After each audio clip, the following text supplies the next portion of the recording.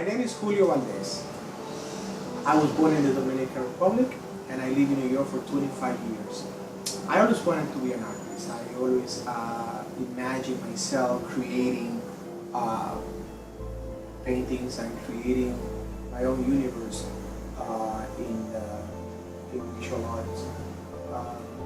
I remember, since I started working and drawing, I always wanted to create a space that came from my imagination and from observations of nature and from my experiences just growing up. And a lot of my work deals with my memories from the Caribbean, nature, the environment. Water has been a concern and inspiration for my work for the last 10 years now, I think. I started working more seriously when I was, at the beginning I sort of like every kid in the Dominican Republic, I wanted to be a baseball player and I used to work a lot on that and play. But then, when I turned 14, when I turned 15, I had to make a decision of going to art school in a more consistent way or going to baseball practice all the time. So I kind of started dropping baseball and went into art. And I started winning prizes. I received my first international award when I was just turning 15, and it was in China, and it was with a watercolor about a family, a Dominican family, roasting a pig, of all things, because it was the things that I used to see when I go in the countryside and we go on vacation. And for Christmas, it was a very the tradition for Noche Buena, for Christmas Eve, and so that was one of my early interests in art. And it was a watercolor that I sent. It was called Vida Campesina, like country life. So anyway, and that happens in China, and I was like, wow, and everybody in my family was like, wow. Then I won another award in Argentina. And then I won an award and a scholarship to study in Altos de Chamón, which is a school that is very dear to me, and is affiliated to Parsons School of Design here in New York. So I studied in the School of Fine Arts first, and then went to Altos de Chamón. And then a few years later, then I started working, teaching in the same school where I graduated from after I did my first solo show. And then in that process, there was a gentleman called Robert Blackburn. He was like one of the fathers of printmaking here in New York and internationally. And he has a very famous workshop downtown 17th Street, where a lot of artists used to come from all over the world, India, Japan, all of Latin America and the Caribbean. I was like looking at things here, looking for a catalog, for getting myself ready for the Affordable Art Fair, opens in a few days here downtown. And I was remembering this work of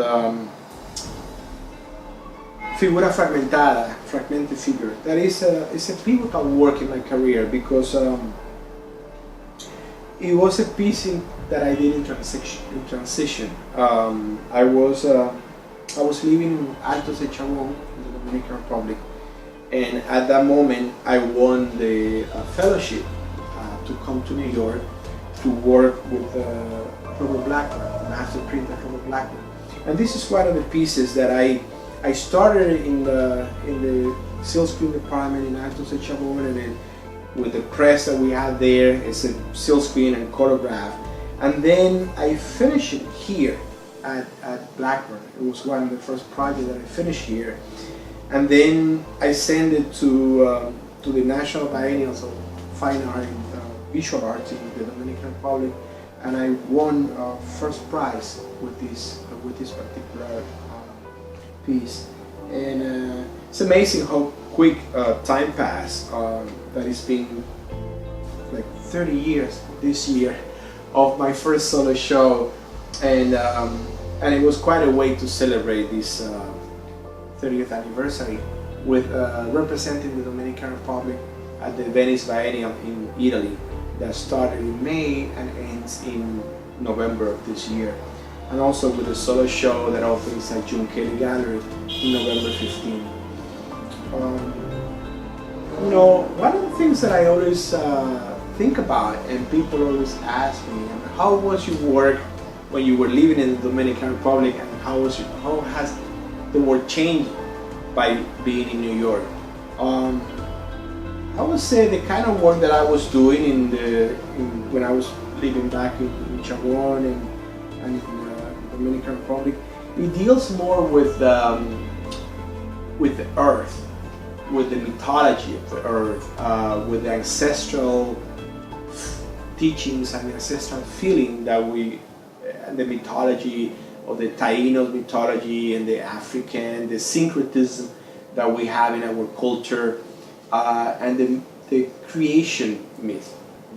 Mythology has always been really important for artists, and I'm not an exception. This particular piece, My Yo-Yo, is one of the pieces that also it was pivotal for me because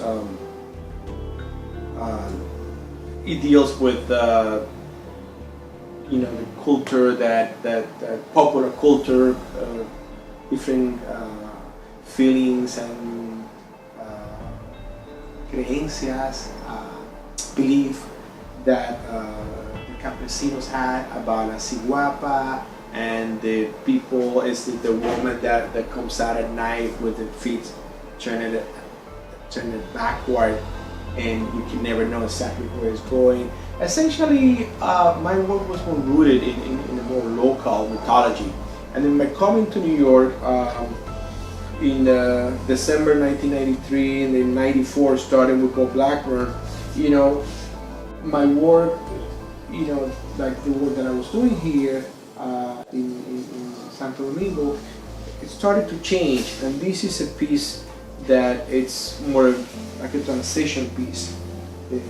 Figura fragmentada, and then going right into these kind of works that it was quite different, very figurative. Los condenados de la tierra y Una mujer está sola,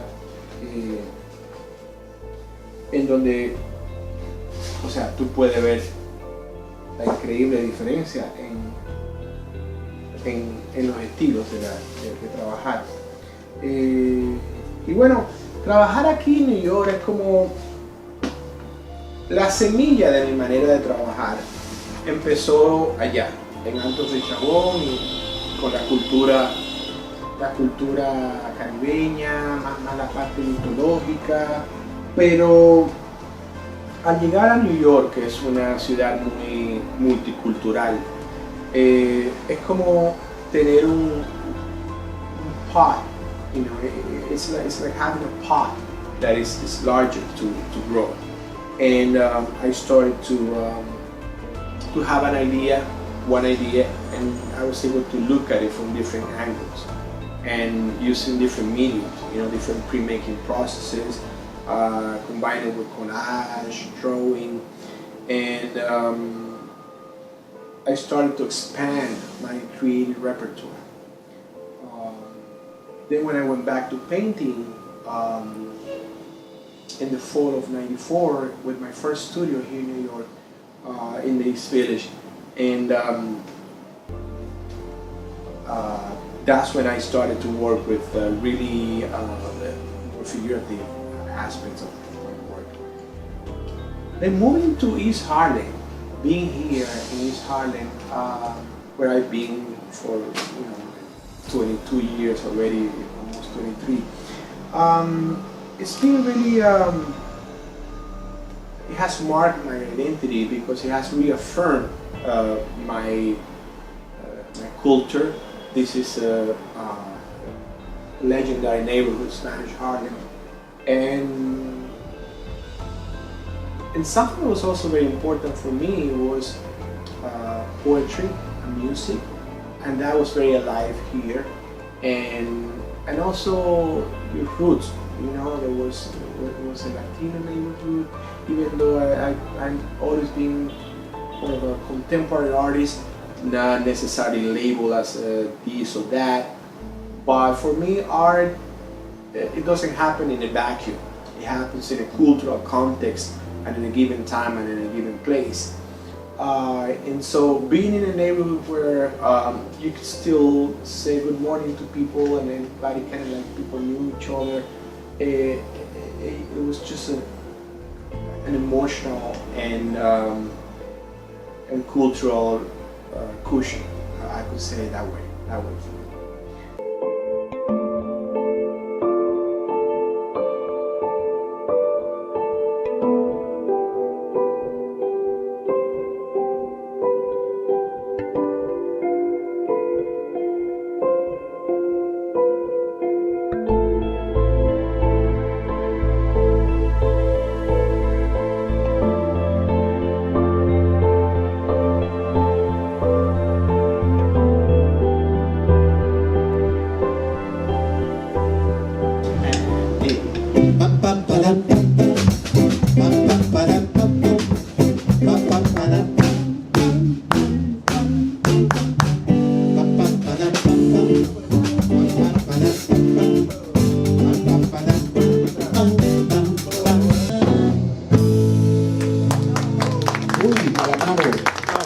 Buenas noches, bienvenidos. Pero que te amo, mami, pueden parecer banales, sintiendo naturales. ¿Quién canta conmigo? Hay una cosa que yo no te he dicho aún. Hey, we're here at Cafecito del Arte. Cafecito del Arte is my newest creation. It's a place where art meets flavor. It's a coffee shop, but it's not only a coffee shop. It's a coffee shop and art gallery, and it's a place that I founded with the idea where artists can come and network and do events and expand into my other interests, poetry and music. And so we have songwriters who come and perform, and then we also have poetry readings and short stories. In this case, I can show you a little bit of how it came about. I mean, there was not a lot of really nice espresso coffee and chai lattes and organic teas in East Harlem, my neighborhood, for over 20 years. And I spent a lot of time just talking to people in the coffee shop. So I said, why not? Maybe we can have a coffee place in this new floor for artists that we founded last year. And our first project was the entrance that was done by my friend Manny Vega, a great artist, one of the East Harlem legends, a barrio icon here. And he designed also the station for 110th Street and Lexington Avenue. And since we are on 108 and between Lexington and 3rd, that's our closest station. So I wanted the continuity of the artists who did the station to also did our entrance, and the logo was designed by my good friend Ezequiel Taveras and also Enmanuel Geraldo from DP Studios and Chabonero, and incorporates one of my signature drawings that is the heart flourishing and all the seeds, which means all the friends that I hold and family dear.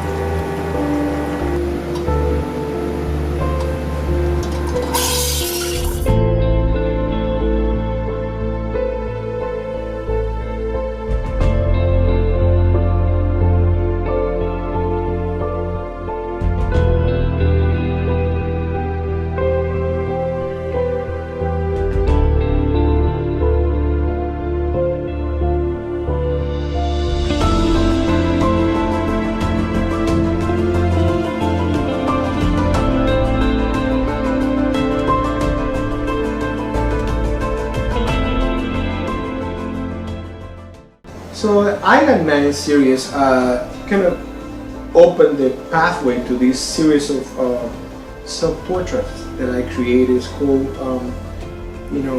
self-portraits at the end of the century, and I started to question and analyze what does it mean to be a human being at the end of the 20th century.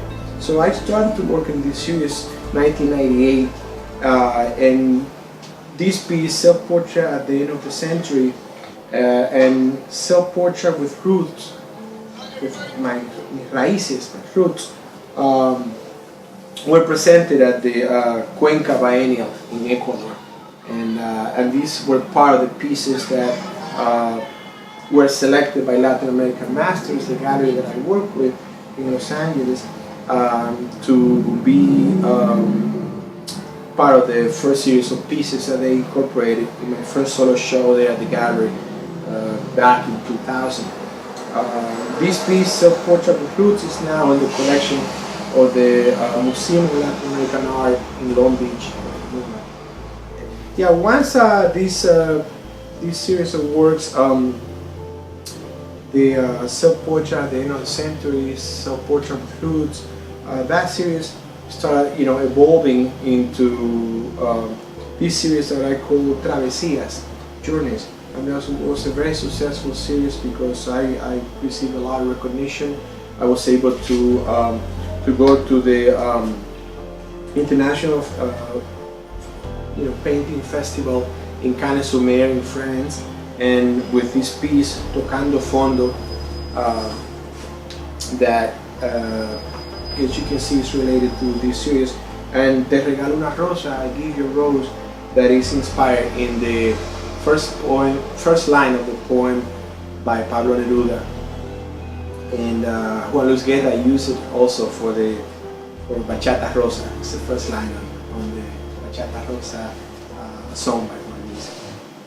Yeah, right after, almost simultaneously, while I was in Cannes-sur-Mer, I also won the biennial, the León Jiménez Biennial in Santiago, Dominican Republic, and at the same time I was artist in residence at the Studio Museum in Harlem here in New York. And then I started working in this series called The Island and the Continent. And this series of works deal with the relationship of living in two cultures and being from the island and living in the continent and actually in another island. And that space that we call the third space, that is neither here nor there. Mentally, like psychologically, estando ni aquí ni allá. The Island and the Continent, La Isla y el Continente, se exhibió, it was exhibited at the Organization of American States, the Art Museum of the Americas, in 2003, and include works like this one, The Island and the Continent, and also Ancestors con piña agria, Ancestor with sour pineapple. That is a play. This piece is a play on the saying that we have always when the economy is bad, which is always la piña está agria. So it incorporated a Taino Indian and also with African indumentarias, like clothing. And so it's a syncretism, and then the imagery of the pineapple being dissected, turned into a palm tree also. So playing with the icons of the Caribbean culture. This series of paintings that incorporate my own silhouette and also the silhouettes of loved ones like Joshua, my son, open the pathway to new pieces like Me Veo Claramente, this piece here. I see myself clearly, inspired in the beautiful songs by Silvio Rodriguez, the Cuban songwriter. And also I reutilize this concept for the poster that I did for the MTA that was in all the subway stations all over the city in 2002 and 2003. Yeah, once I did started to work on this series of pieces with the silhouette, uh, then I started to again rethink what symbolized the Caribbean region and water in our islands. So we have water all around us. The water started to appear in my work as a metaphor for consciousness and the creative process, not only in a metaphorical way, but also in an analytical and meditative way. Also, our waters are loaded with history, the history of colonialism. It happened through and by the water. And water ultimately is the source of life. So I started to do the water abstractions. And the first series of water abstractions incorporate the same silhouettes that I was using, basically in reference to the land, and the air. But then now they were in the water. And some of the works are like really key from that series is Mar Abierto, one of the largest pieces I have ever done. And it's 9 feet by 14 feet long, and it's now in the permanent collection of Al Museo del Barrio in New York. And then this piece incorporates the silhouettes of slaves that has been thrown out overboard from the slave ships into the Atlantic Ocean and the Caribbean Sea.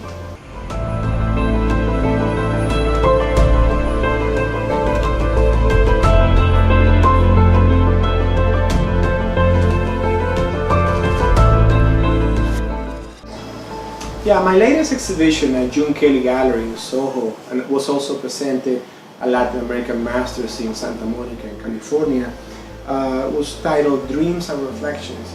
And in that series of paintings, I was exploring not only the allusion to memories, dreams, and reflections that Carl Jung exploration of the psyche, but I was also sort of delving deeper into the notion of water as a metaphor for consciousness and the creative process. And that series of paintings was also addressing nature and biodiversity in the Dominican Republic and in the whole region, Caribbean region. And as we know, it's also a global threat right now. It's happening with global warming.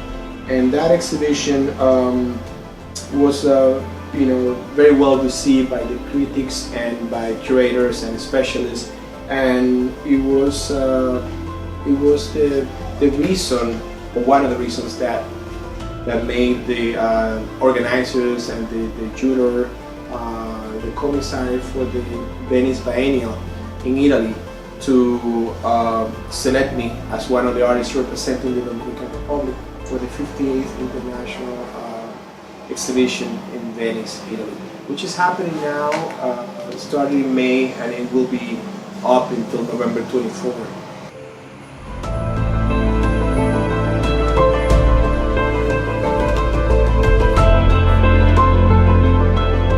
Another really interesting moment in my career was a few years ago when I got a phone call. Actually, I got an email. I got an email from the chief curator at the U.S. State Department, and inquiring about my work. And I was like, I thought it was a hoax at the beginning. And then, anyway, that started a process. They've been researching my work, and the assistant curator have seen my book in a place and brought it to her attention, and then she followed through, and they inquire about my work, and they end up acquiring this piece, and I really like it. El Mar de los Delirios, incorporate my son under the waters in the Caribbean, and in a very dreamlike atmosphere. And then this piece is now in Santo Domingo at the U.S. Embassy, permanent collection of the State Department.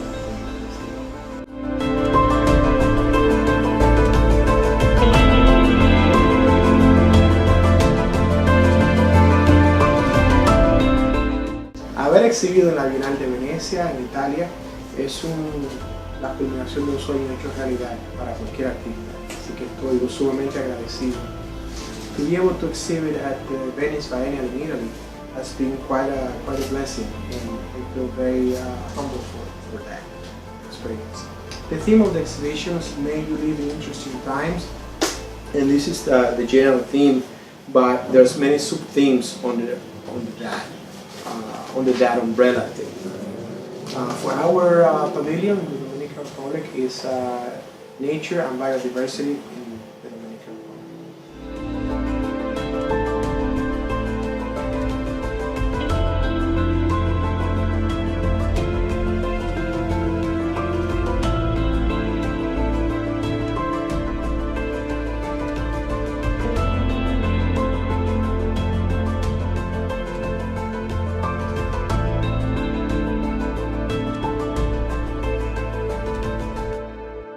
Today we're installing the Affordable Art Fair here in New York City. We're in 18th Street at the Metropolitan Pavilion.